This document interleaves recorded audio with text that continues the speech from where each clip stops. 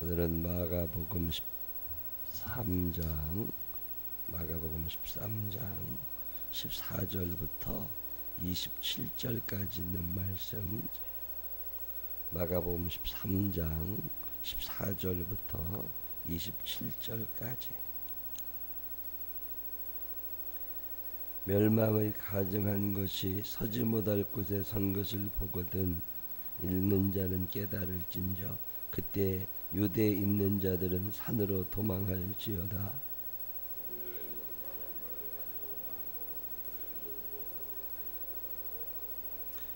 밭에 있는 자는 겉옷을 가지러 뒤로 돌이키지 말지어다.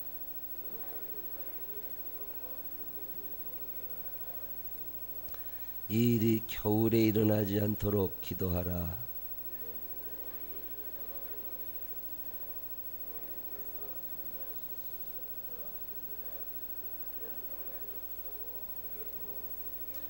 만일 주께서 그날들을 감하지 아니하셨더라면 모든 육체가 구원을 얻지 못할 것이오늘 자기가 택하신 자들을 위하여 그날들을 감하셨느니라.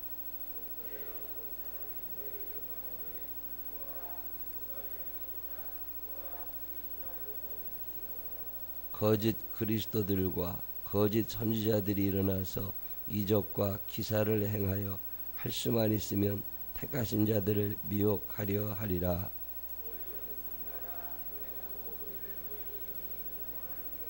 그때 그 환난 후 해가 어두워지며 달이 빛을 내지 아니하며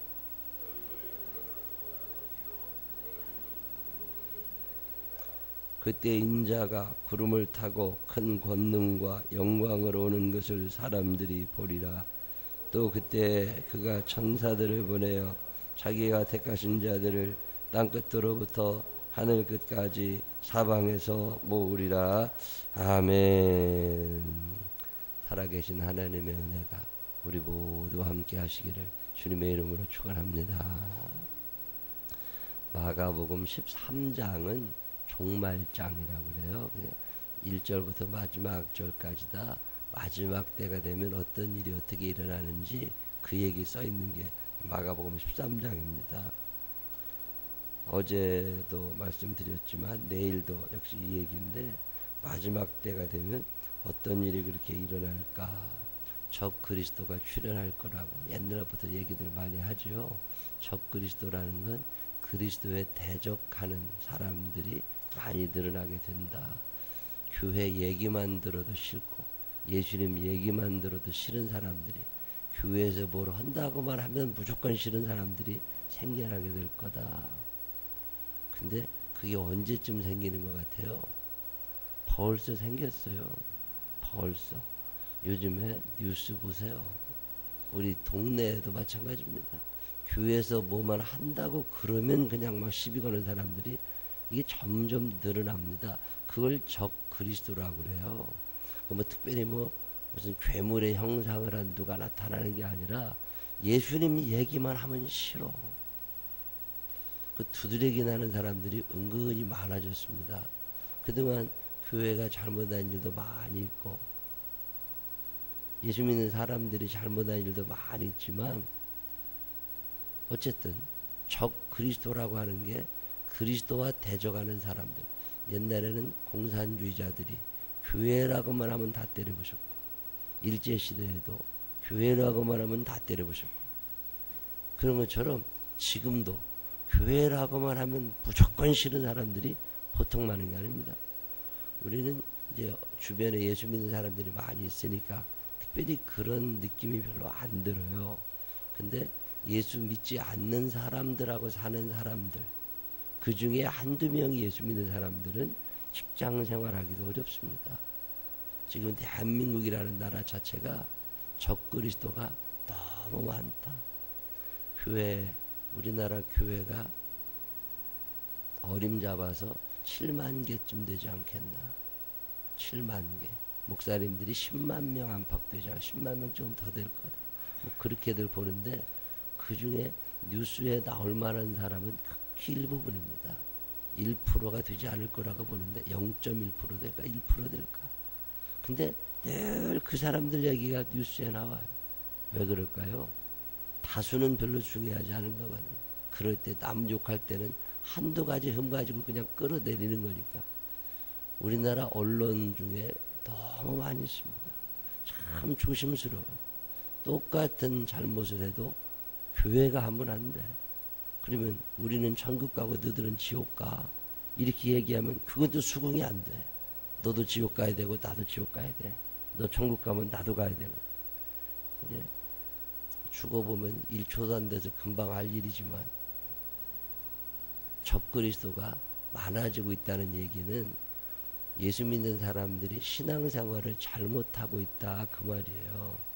예수 믿는 사람들이 신앙생활을 잘못하고 있다 그 말은 마지막 때가 가까웠다 그 말입니다. 어제 그저께도 그것이 알고 싶다는가 하고 어디선가 저 성락교회 문제를 얘기를 했다더만. 그 성락교회는 원래가 그런 교회예요. 교회라는 이름이 붙었다고 해서 같은 교회가 아니거든. 그 이단으로 정죄받은 지가 오래된 교회거든요. 지금도 그 구로동 쪽에 가면 뭐 성 같습니다. 근데 일반 사람들은 그것도 교회고 생명나무 교회도 교회고 차이를 느끼지 않는다고. 불교는 이상한 것들이 참 많이 있어도 그게 보다 문제가 그렇게 크게 되지 않습니다. 원래 그랬으니까. 근데 교회에 대한 기대감은 은근히 있거든요.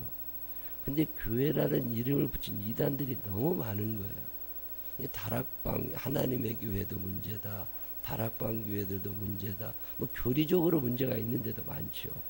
김기동 목사님 이번에 그 뭐 뉴스도 나오고 그랬다고 오늘 신문에 그 교인들 중에 개혁 성향을 가진 사람들이 더 검찰 수사 잘해야 된다고 뭐 이렇게 보도도 하고 성명서도 내고 그랬더만 그 교회하고 일반 교회하고가 같지를 않거든요. 옛날 제가 90년대 중반부터 김기동 목사 문제는 늘 이단설에 휩쓸렸던 사람들이고 모든 일의 배후에는 귀신이 움직인다는 거잖아요. 그래서 귀신을 쫓아내야 되는 거라고. 그 긍정적인 효과도 많이 있었습니다. 근데 귀신이 우리를 지배하는 건 아니거든요. 근데 귀신을 너무 강조하다 보니까 성령님이 없어져 버렸어요. 그런 걸 이단이라고 그래요.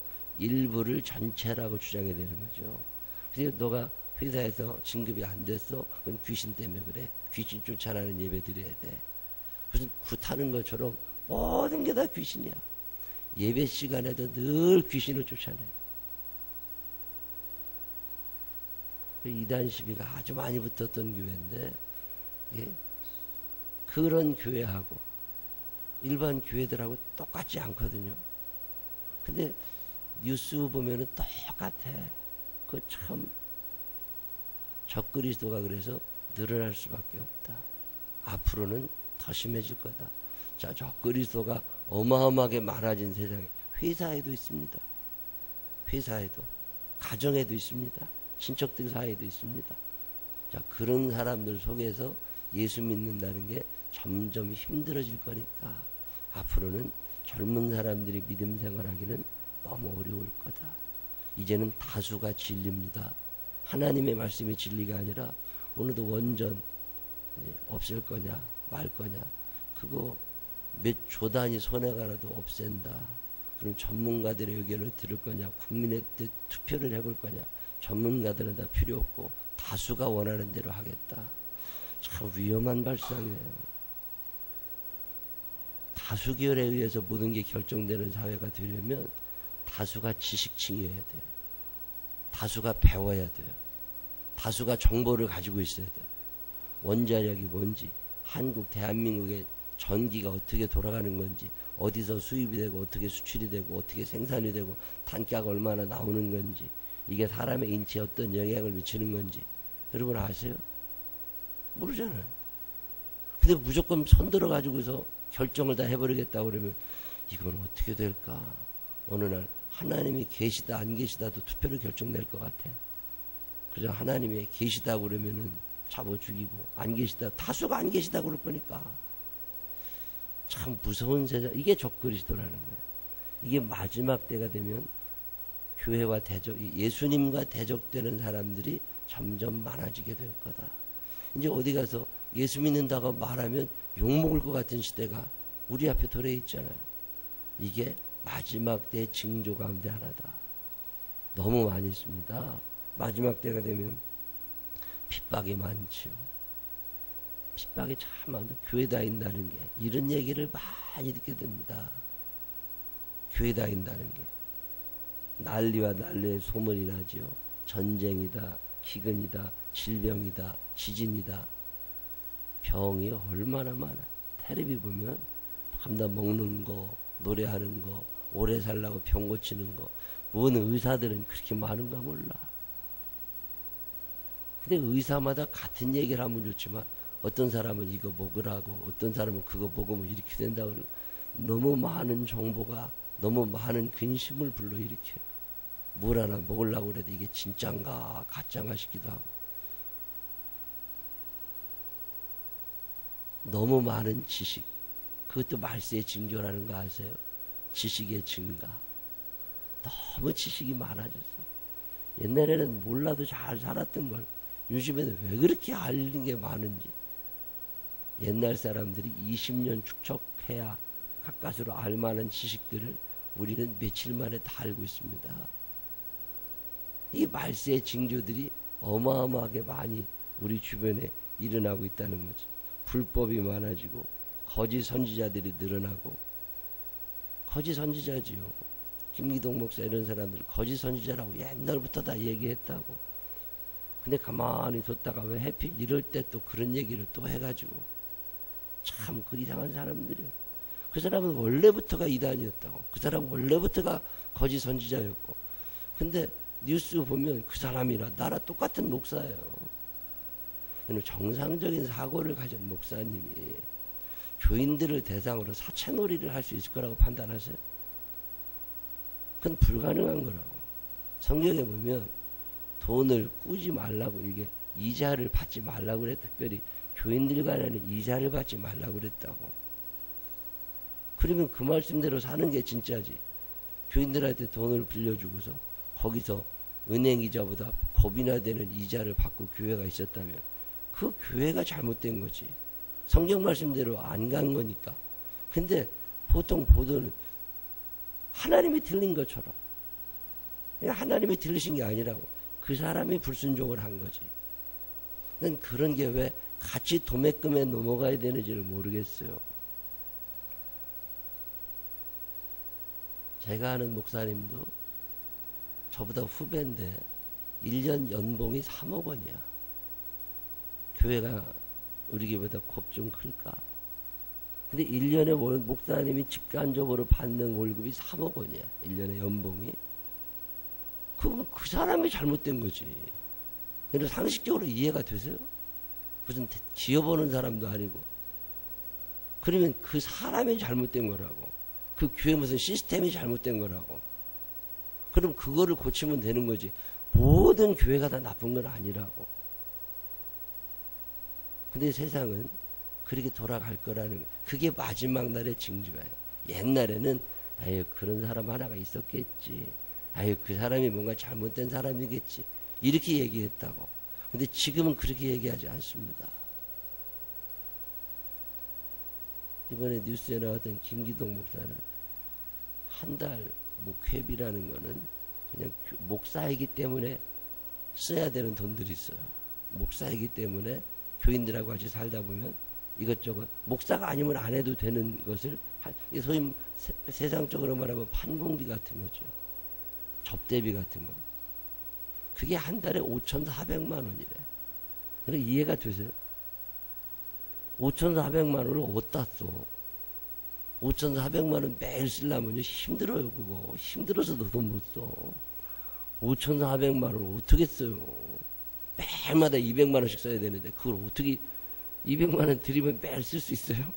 지쳐서 못 써요. 그런 게 보편화된 것처럼 그렇게 막 얘기를 해가지고 가만히 보면 아 이게 마지막 때가 가까이 왔구나. 이제는 때가 점점 가까워오는 것은 맞다. 마지막 때 징조 중에 하나가 서로 미워하는 겁니다. 예수님이 서로 미워하게 될 거다. 마지막 때가 되면 사랑이 없어질 거다. 사랑 없는 까닭에, 사랑 없는 까닭에.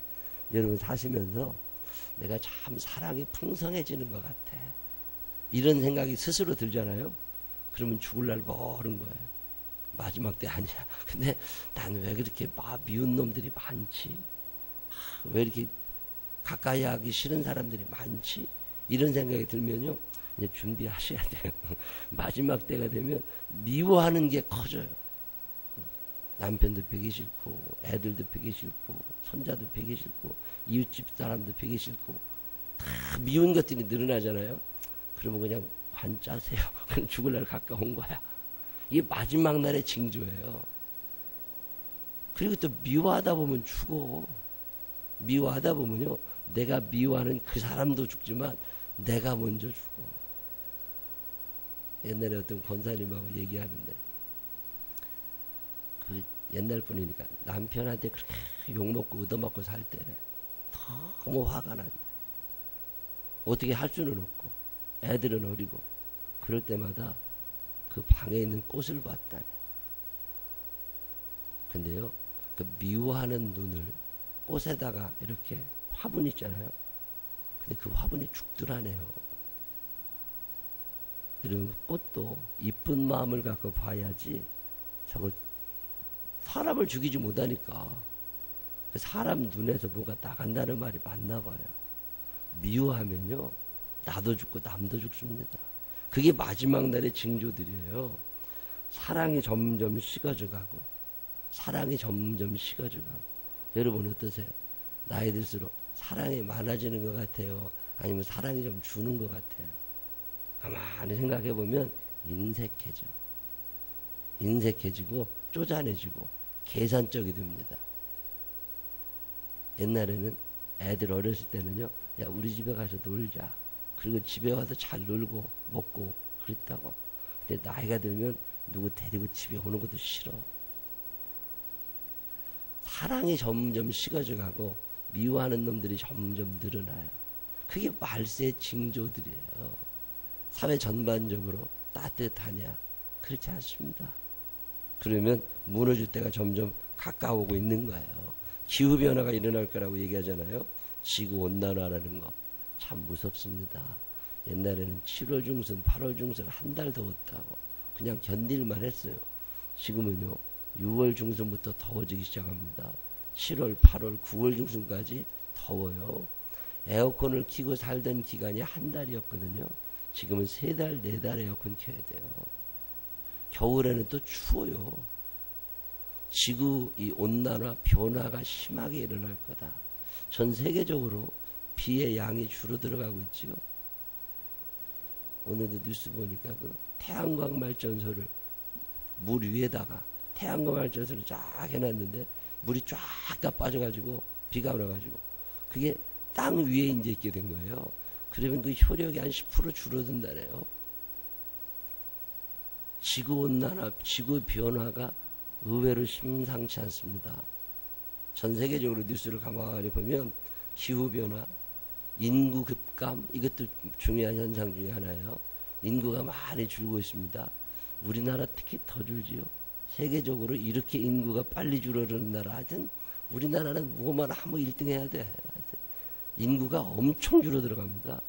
지금 청년이 결혼 앞두고 있는 사람들에게 물었더니 10명 중에 6명 정도가 결혼 안 할 거라고.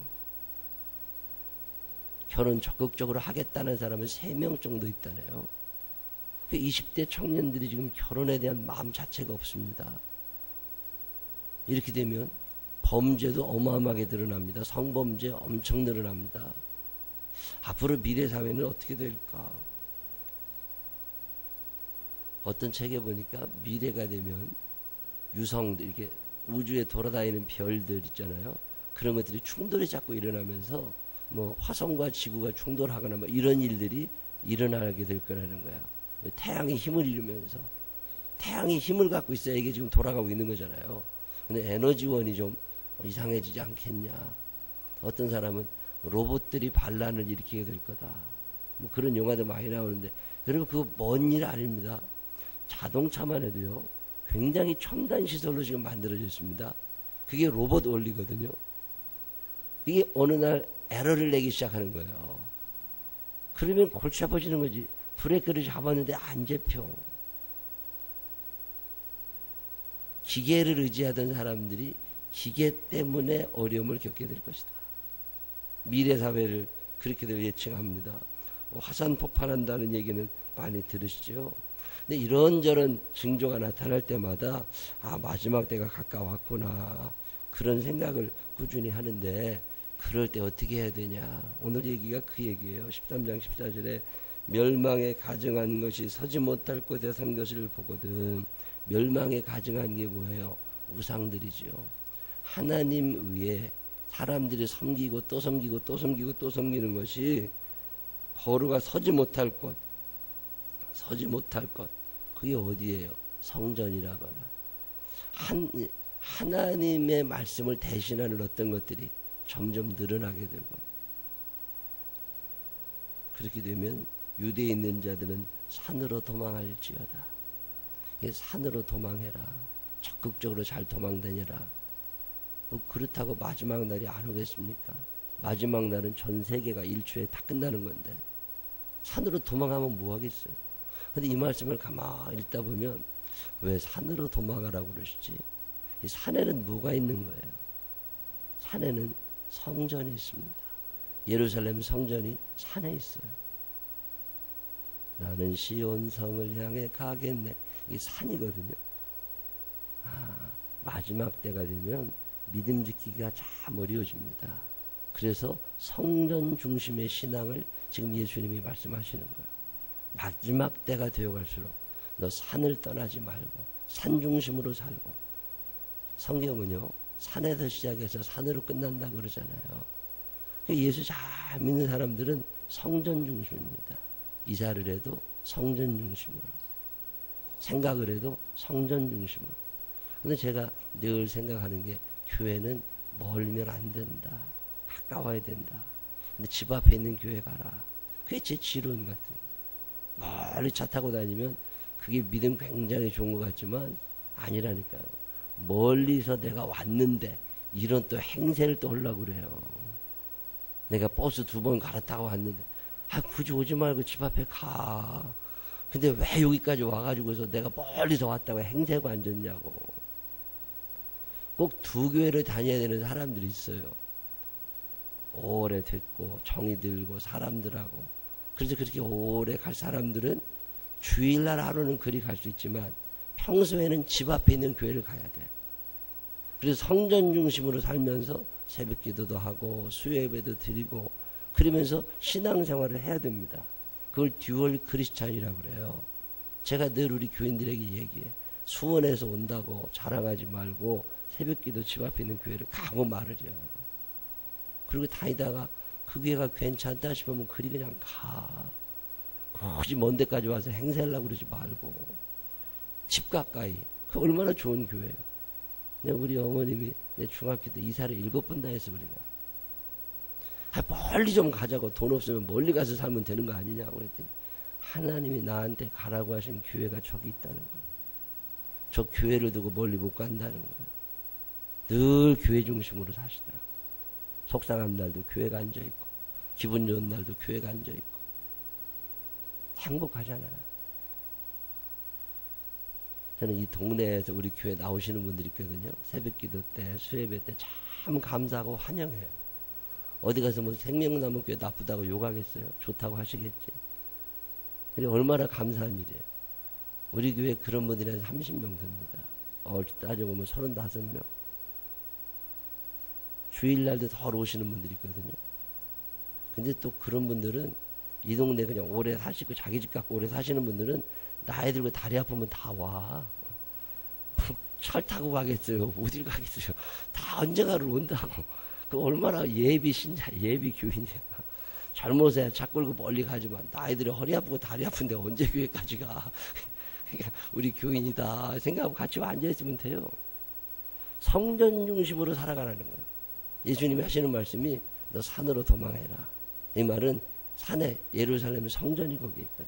선전중심. 지붕 위에 올라가 있는 사람들은 내려오지 말아라. 아니 지붕 위에 올라가 있으면 빨리 내려와서 도망가야지. 왜 안 내려와? 지금 지진이 나고 기근인데. 근데 지붕 위가 뭐예요?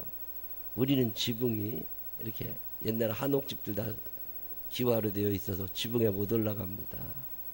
근데 이스라엘 사람들의 지붕은요 평평하게 되어 있어가지고 늘 그 위로 올라댕깁니다.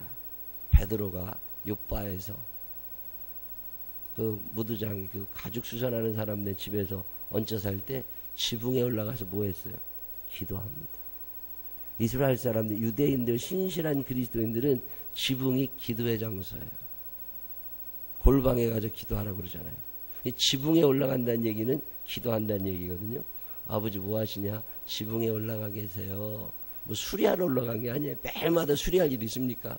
지붕에 대개 이렇게 방석 같은 거 갖다 놓고 그 기도의 처소가 지붕 위에 있습니다. 이제 마지막 때가 되고 환란의 때가 되면 선전 중심으로 살아야 되지만 동시에 지붕에 올라가 기도 열심히 하던 사람들이 기도를 못하게 됩니다.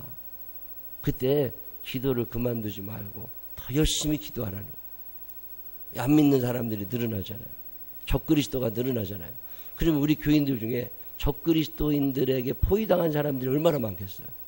하나님 그 사람의 믿음 잃어버리지 않게 해주시고, 직장에 취직했는데 하나님 아버지 저 사람 예수 잘 믿게 해달라고, 결혼했는데 저거 부인이 예수 안 믿는데 하나님 같이 예수 안 믿는 사람이 되지 않게 해주고 예수 믿게 해달라고. 아들이 아프잖아요.